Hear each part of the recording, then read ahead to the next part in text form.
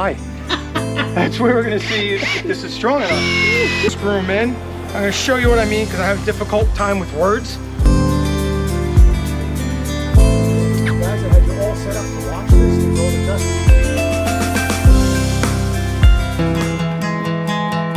Hi there, my name is Joe, and this is my amazing wife, Kristen. No matter where the wind takes us, we're learning that freedom isn't just about sailing.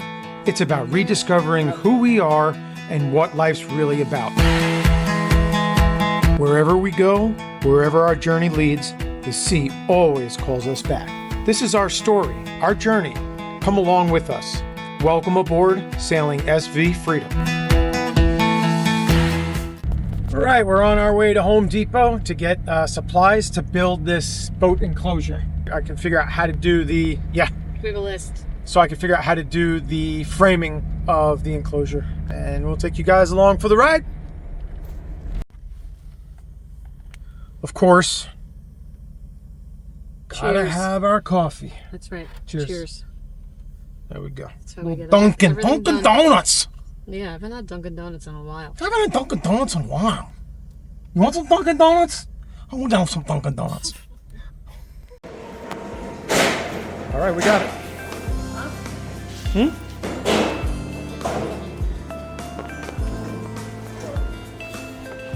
That smooth?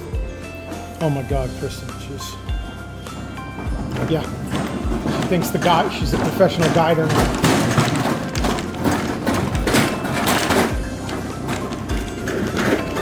I gotta stop, everybody's looking at her really weird.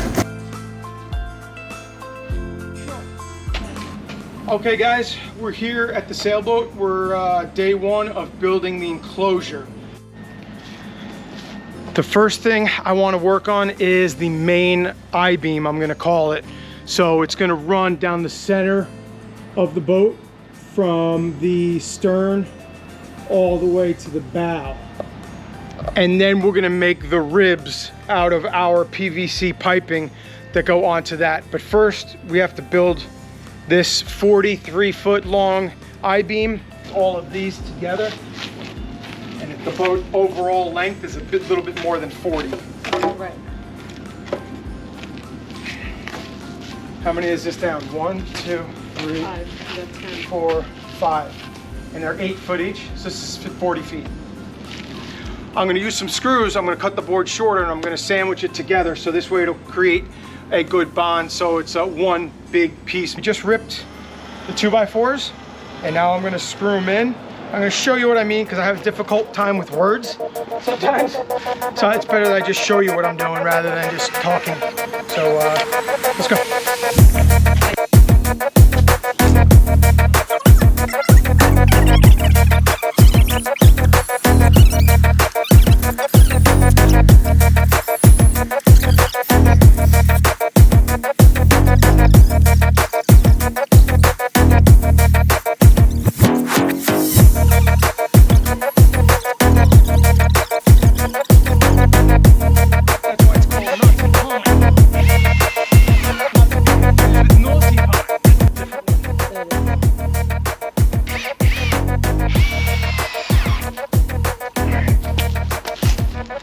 I'm happy with it. Now we're going to turn it and bring it up to the top deck. That's where we're going to see how, oh hi. That's where we're going to see if this is strong enough.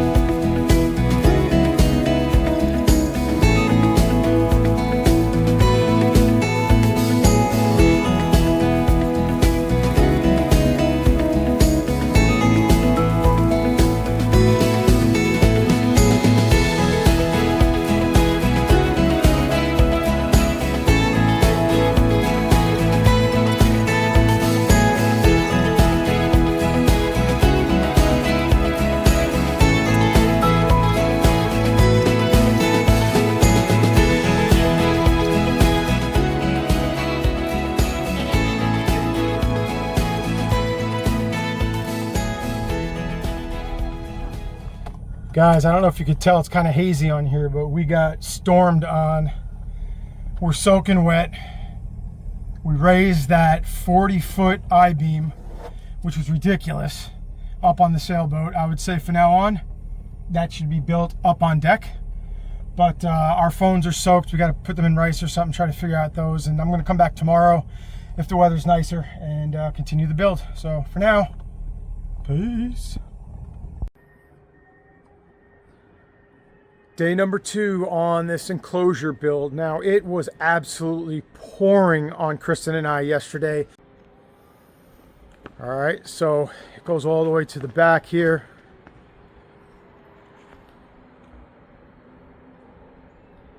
Sistered together with those 2 2x4s there. And she goes all the way down the line. A little bit of a bend in it, but you could still see just how strong this thing is. So my goal for today is to make what I'm calling the pillars or the stands for this big I-beam. So they're gonna come straight up from the deck and kind of lock into these here. And I'll show you how I do it. But I have planned to make 4 of those pillars. That should be fine enough. I might need to make another one, but let's stop talking and get to work. So what I did was I cut each 2x4 to 80 inches. I then cut the leftovers in half, and I'll show you now. I'll actually record it, what I'm going to do for these to hold up that big I-beam.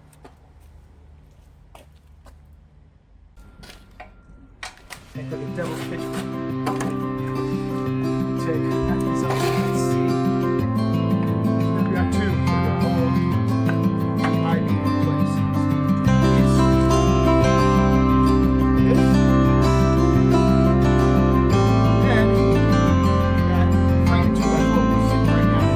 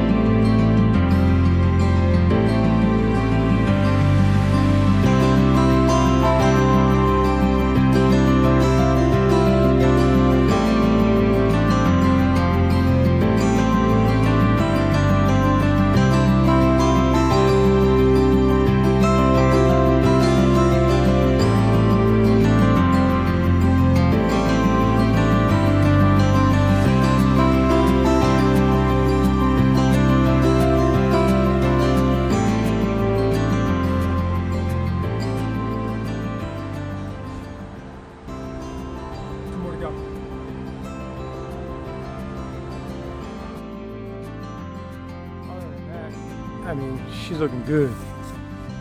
That's the most important part right here.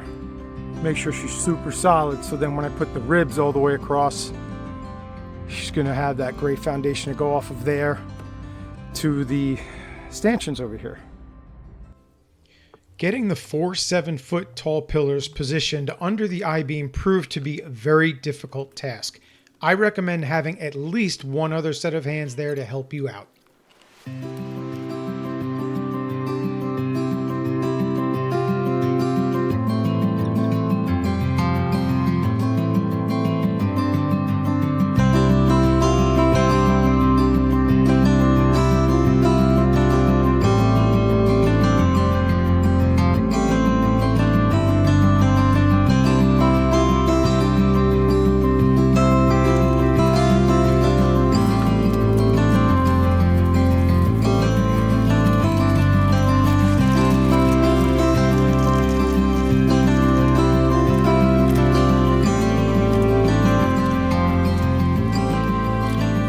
So this has been the story of my life for the last 2 weeks. When trying to come here and build the enclosure, it's nice, and then we get here and it starts pouring and it's freezing, and that's just what happened here.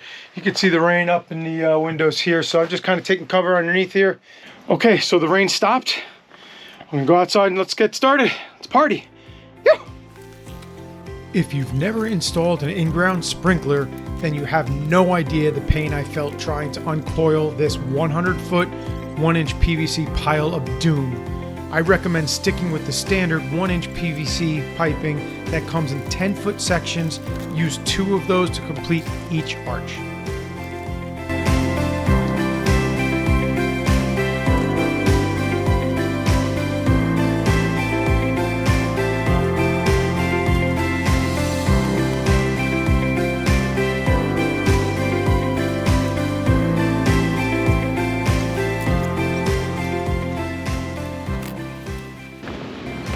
Okay, so what Kristen and I just did is we got tarps that are 18 by 24. So we're gonna need a few sections in the boat. We're gonna go 18 this way and 24 over so it covers the full boat.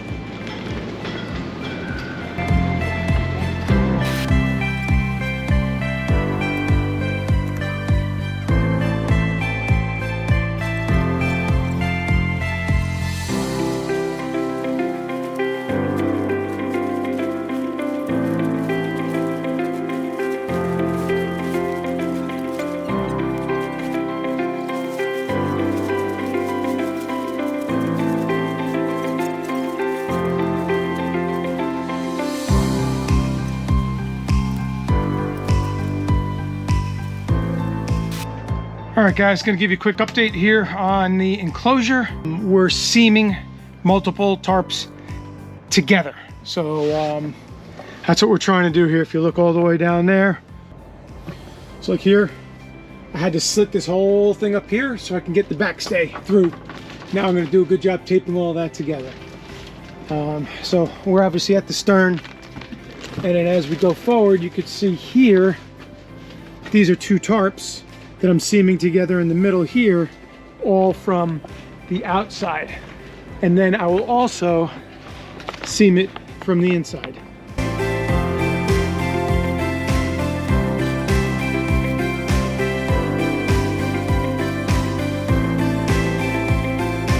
This is the original tarp that I put down. Then that'll go on this, and that'll get glued and seamed onto this.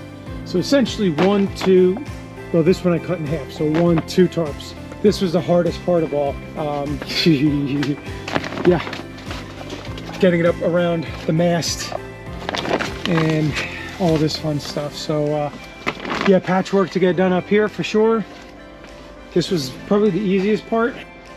To be up now for about 4 days, and it's not properly tied down at the bottom yet, but you could see where we just went around and just kind of started seaming together. That's the all-weather Gorilla tape. You know, of course we got to get in here and seal this up, and you know, there's a lot to do still. So allow me to get back to work, please.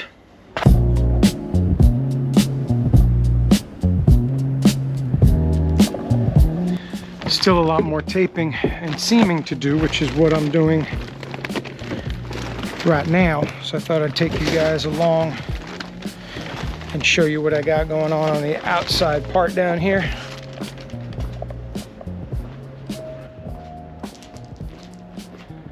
So now I'm going to spray glue between that blue and the silver tarp. Spray it between the 2 there so they can mend together. And I'm going to tape all along that seam there.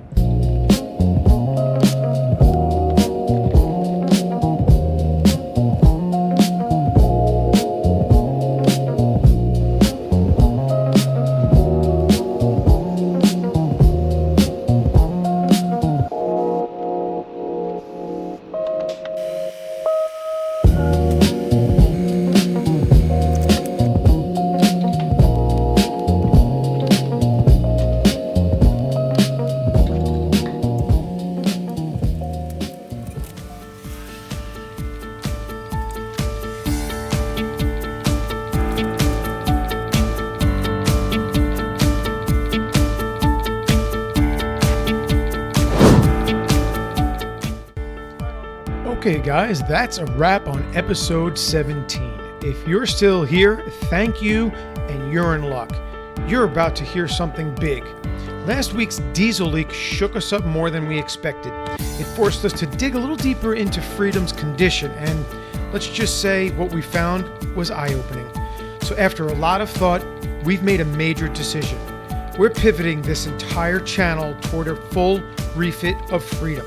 Not a quick patch job, we're going all in. Every project, every repair, every upgrade, real time, real talk. And yes, it's going to be a long road, but this is the journey.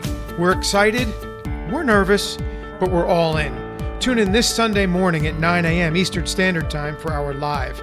We're going to lay out the plan, talk through what we found, and we need your help carving this new path forward.